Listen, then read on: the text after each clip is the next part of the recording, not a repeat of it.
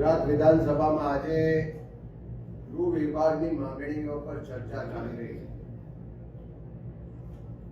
છે। જે ગુજરાતની 6.5 કરોડની જનતાની સલામતી સુરક્ષાની જવાબદારી પોલીસના સિરે છે, ગૃહ વિભાગના સિરે છે, સરકારના સિરે છે। એ ગૃહ વિભાગમાં બે પ્રકારના લોકો આજે ફરજ બજાવી રહ્યા છે। એક અધિકારીઓ, એક પોલીસ કર્મચારીઓ એવા છે કે જે ખૂબ નિષ્ઠા પ્રમાણિકતાથી ઓછો સ્ટાફ હોવા છતાં, કામનું ભારણ વધારે હોવા છતાં, ઓછા પગારમાં, ઓછી સુવિધાઓમાં ગુજરાતના લોકોની સલામતી સુરક્ષા માટે દિવસ રાત મહેનત કરી રહ્યા છે, કામ કરી રહ્યા છે, જીવના જોખમે કામ કરી રહ્યા છે। અને બીજી તરફ એમ ગૃહ વિભાગમાં એક બીજો વર્ગ એવો છે કે અધિકારીઓ, પોલીસ કર્મચારીઓ કે જેનું કામ સતત તોડબાજી કરવાનું છે, ક્યાંક જમીનના કબજા લેવડાવવાના, ક્યાંક વાદ વિવાદમાં સુલે સમાધાન કરાવીને મોટું કમિશન લેવાનું, મોટા પ્રમાણમાં ભ્રષ્ટાચારથી પૈસા ભેગા કરીને વૈભવી જીવન જીવવાનું।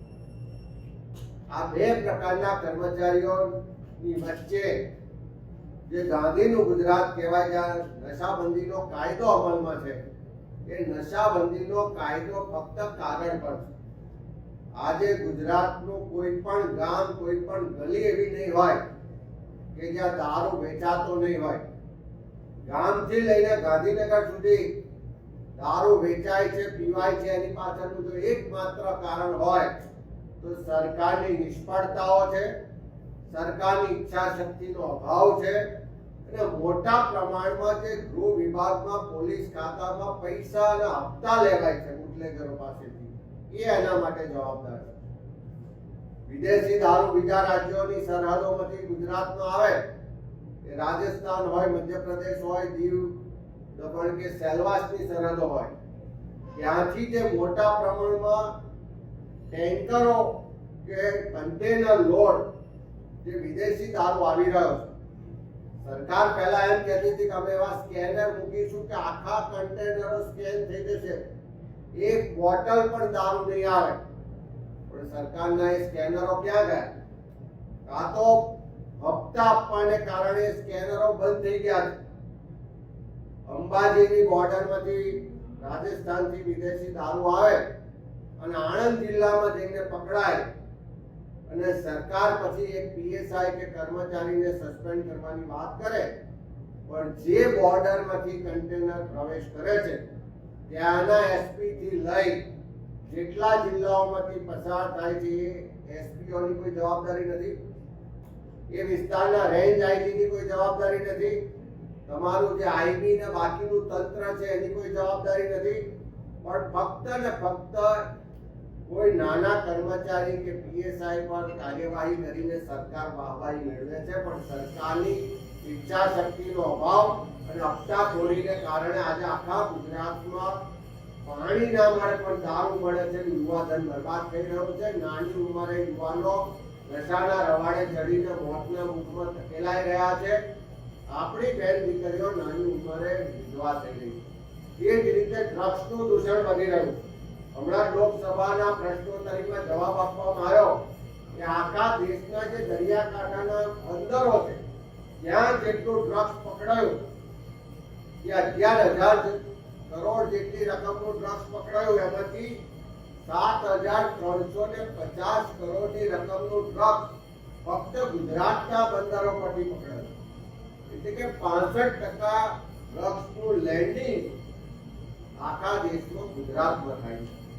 અને ગુજરાતમાં જે લેન્ડિંગ હબ તો બની ગયો, પણ સાથે સાથે ફાર્માસ્યુટિકલ કંપનીઓની આડમાં અનેક જગ્યાએ ડ્રગ્સનું મેન્યુફેક્ચરિંગ કરવામાં આવે છે અને આ ગુજરાતથી વિદેશ સુધી એક્સપોર્ટ પણ કરવામાં આવે છે। ભજીયાની લારી હોય, ચાની દુકાન હોય કે પાનનો ગલ્લો હોય, ત્યાં ડ્રગ્સ મળે એવી સ્થિતિનું નિર્માણ થયું અને એની પાછળ પણ સરકારની નિષ્ફળતાઓ અને સરકારની હપ્તાખોરીની નીતિ જવાબદાર છે। એક બાજુ ગૃહમંત્રી જાહેરમાં સીટી મારે કે વરઘોડા તો નીકળશે, કોઈ ચમરબંધીને પણ છોડવામાં નહીં આવે, પણ નાના ટપોરીઓ કે ગલીના ગુંડાઓના વરઘોડા કાઢી અને સરકાર પોતાની વાહવાહી કરે છે, પણ આટલા દિવસમાં એક પણ ડ્રગ્સ માફિયાનો, ડ્રગ્સ પેડલરનો વરઘોડો કાઢ્યો ખરો? આટલા દિવસમાં એક પણ ભૂ માફિયાનો વરઘોડો નીકળ્યો ખરો? એક પણ ખનન માફિયાનો વરઘોડો નીકળ્યો ખરો? એક પણ મેડિકલ માફિયાનો વરઘોડો નીકળ્યો ખરો? એક પણ એકના ડબલ કરવા વાળા જે લોકો છે એવાનો વરઘોડો નીકળ્યો ખરો? એક પણ ભાજપના મળતિયા બળાત્કારી કે ગુનેગારનો વરઘોડો નીકળ્યો ખરો? તો ખાલી વરઘોડા કાઢવાની વાતો કરે. આજે ગૃહમાં મેં માંગણી કરી, એક બાજુ ગૃહમંત્રી કહે છે કે વરઘોડા તો નીકળશે, બીજી બાજુ હોમ ડિપાર્ટમેન્ટ એમ કહે છે કે વરઘોડા અમે કાઢતા નથી, કાયદામાં એવી કોઈ જોગવાઈ નથી, એ નિયમો વિરુદ્ધ છે, અમે તો ખાલી બનાવ બને, ઘટના બને તો એનું રિકન્સ્ટ્રક્શન કરીએ.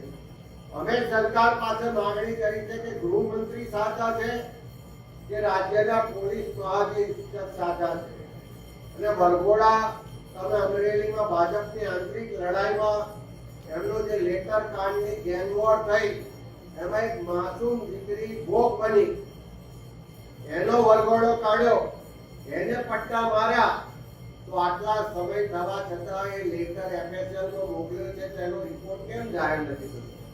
તમે દિલીપ રાય અધિકારીના વડપણમાં એક તપાસ સમિતિ નીકળી છે તેનો રિપોર્ટ કેમ નથી થતો? કે દિલીપભાઈ સંઘાણી હોય કે ત્યાંના પૂર્વ સાંસદ હોય, એમણે ભ્રષ્ટાચારના આક્ષેપોની તપાસ માટે નાર્કો ટેસ્ટ કરાવવાની વાત કરી, તો એનો નાર્કો ટેસ્ટ કેમ નથી થતો? પણ એનો કોઈ જવાબ સરકાર પાસે નથી. હમણાં જ નામદાર હાઈકોર્ટે ઇન્ટરવ્યુ કરીને હોમ ડિપાર્ટમેન્ટે સૂચના કરવી પડી કે સરકાર અને પોલીસ વિભાગ કોઈ પણ જમીનનો વિવાદ હોય, કોઈ પણ મિલકતનો વિવાદ હોય તો સમાધાન માટે નથી, માળવાડી કરવા માટે નથી, એમાં કમિશન લેવા માટે પોલીસ નથી. એણે તો ફક્ત કાયદો વ્યવસ્થાની પરિસ્થિતિ જળવાય, તટસ્થ તપાસ થાય એટલી જવાબદારી પોલીસ વિભાગની છે. પણ આજે આખા ગુજરાતમાં એવું ચાલી રહ્યું છે, એક પોલીસ ડિપાર્ટમેન્ટના ચોક્કસ એક વર્ગ છે અધિકારીઓ અને કર્મચારીઓનું, જેનું સતત કામ ક્યાંક બુટલેગરો સાથે ભાગીદારીનું છે, ક્યાંક જમીનના કબજા લેવાનું છે, ક્યાંક માળવાડી કરવાનું છે, ક્યાંક કમિશન લેવાનું છે, ક્યાંક સમાધાન માટે દબાણ કે ધાર ધમકી આપવાનું છે. હમણાં હોમ ડિપાર્ટમેન્ટે એક પરિપત્ર કર્યો કે આખા ગુજરાતમાં જેટલા બુટલેગરો છે, ગુંડાઓ છે, એની યાદી બનાવો. 30 વર્ષના શાસન પછી આ ભારતીય જનતા પાર્ટીની સરકાર હવે લોકોને કહે છે કે તમારી આજુબાજુ ગુંડાઓ હોય, બુટલેગરો હોય, તેની યાદી અમને આપો. અમે તો સરકારને કહીએ છીએ કે બુટલેગરો, ગુંડાઓની યાદી મેળવો, એની પર કડક કાર્યવાહી કરો, પણ સાથે સાથે તમારા પોતાના વિભાગમાં જે જમીનોના કબજા લેવા વાળા છે, જે તોડ કરવા વાળા છે, જે હપ્તા લેવા વાળા છે, જે ભ્રષ્ટાચાર કરવા વાળા અધિકારીઓ અને કર્મચારીઓ છે, એની પણ યાદી બનાવો, એની સામે પણ કાર્યવાહી કરો. તો ગુજરાતની જે 6.5 કરોડની જનતા છે એની સલામતી, સુરક્ષા જળવાશે. સાથે સાથે સરકાર દ્વારા, હોમ ડિપાર્ટમેન્ટ દ્વારા જે ભેદભાવ અને અન્યાયકારી વલણ છે એનો એક દાખલો છે કે સબકા સાથ સબકા વિકાસની વાત તો થાય છે, પણ જ્યારે કેસ પાછા ખેંચવાના આવે તો પાટીદાર આંદોલન વખતના કેસ પાછા ખેંચવાની જાહેરાતો થાય છે. આ ગુજરાતમાં કોઈ પણ સમાજનું આંદોલન હોય, કે પાટીદાર સમાજનું આંદોલન હોય, એ વખતે પોલીસ કેસ થયા હોય, પાછા ખેંચાય, અમે આવકારીએ. પણ શું કામ દલિત સમાજના લોકો પર થયેલા આંદોલન વખતના કેસો પાછા ખેંચાતા નથી? શું કામ આદિવાસી સમાજમાં આંદોલનો વખતના કેસ પાછા ખેંચાતા નથી? શું કામ ફિક્સ પગાર, કોન્ટ્રાક્ટ, આઉટસોર્સિંગ માટે આંદોલનો થયા હોય, આંગણવાડીની બહેનોએ આંદોલન કર્યા હોય, એલઆરડીના જે બહેનો હતી, જે યુવાનો હતા, એણે આંદોલન કર્યા હોય, એના કેસો કેમ પાછળ નથી ખેંચાતા?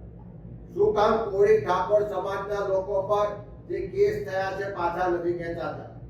આવા ગુજરાતના ક્ષત્રિય સમાજ હોય, કોળી ઠાકોર સમાજ હોય, દલિત સમાજ હોય, લઘુમતી સમાજ હોય કે બીજા સમાજો હોય, આના વખતના આંદોલનના કેસો શું કામ નથી ખેંચતા? આ ભેદભાવ વાળું વલણ સરકારનું કેમ છે?